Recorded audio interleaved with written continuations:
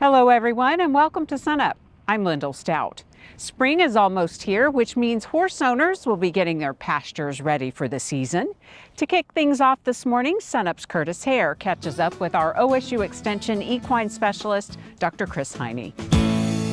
Well, it's warm and windy, which means it's March here in Oklahoma. So Kris, now's probably a really good time to think about pasture when it comes to horses. Yeah, so we're starting to see the grass or the weeds start to green up. So now is the time to prepare if you want your pasture to actually provide a source of nutrition for your horses.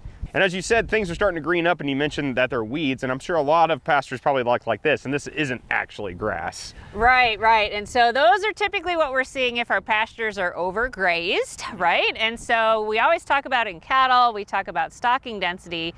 In horses, we tend to ask people to be a little bit more strategic, and one of our great ways to improve your pasture utilization is to use rotational grazing. And that simply means moving the horses into smaller lots every week, 2 weeks, and just keep those paddocks essentially moving.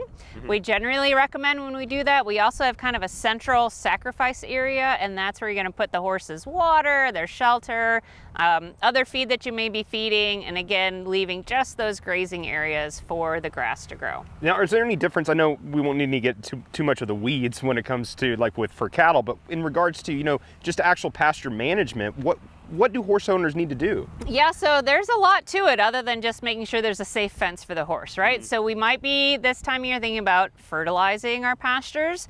We typically do that during the growing season, but if we're gonna buy fertilizer, we would like our owners to actually know what they need to fertilize with. And that means a soil test. So it does mean you have to do a little pre-planning in order to know what you should even be fertilizing with. And as the grass is coming up, it's probably a good idea to make sure what's growing outside of the fence too, because as we know, horses, long necks can get around things. Yeah, unfortunately, a lot. If you're going to confine horses, then you also have to pay attention to what's on the exterior. So we can have weeds, toxic plants, shrubs that grow up, or grass that grows up and shorts out your electric fence. So the reality is the closer quarters the horses are in, the more fence maintenance and the more fence line maintenance you may actually need to do. And your local county extension office can obviously help when it comes to, fertilizer and things like that. Yeah, absolutely. Again, they're going to be a key resource on your soil test, and they can even help you interpret that. They may also be able to provide you advice on herbicide. So remember, that's always a piece of the puzzle. We want our grass to be healthy and outcompete the weeds, but if you have a lot of weeds and you're only using fertilizer, well, you're just fertilizing the weeds too. So it kind of is a multi-pronged approach if you want to have a good quality stand of grass for your horses. So as I mentioned, it's March. The wind, we all know as Oklahomans, is really windy in March. Just yesterday we had a high wind day. So in those events, wildfire is obviously an issue.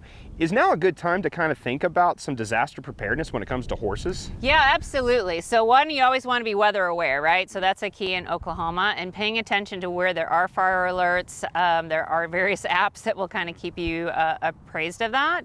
But a lot of that's pre-planning, right? And so if you know that, hey, you're in an evacuation area, do you have your go bag, your go kit for your horses? Do you have photographs of them?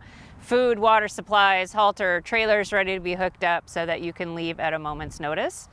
We always want to, obviously think about human safety. So if you are not able to move them, can those horses be placed in an area that's on dirt, right? So where those rapidly moving grass fires can essentially go through those dry lots, sacrifice areas, making sure that your perimeter is mowed short and tight to the barn or your house. All of those are things that we can do ahead of time to try to prepare for wildfire season. Well, hopefully this spring be a pretty mild one in regards to fire and storms, but who knows, it's Oklahoma. She'll throw whatever she has at you. I assume it's coming. Yeah, all right, thanks, Kris. Kris Hiney, OSU Extension equine specialist here at Oklahoma State University.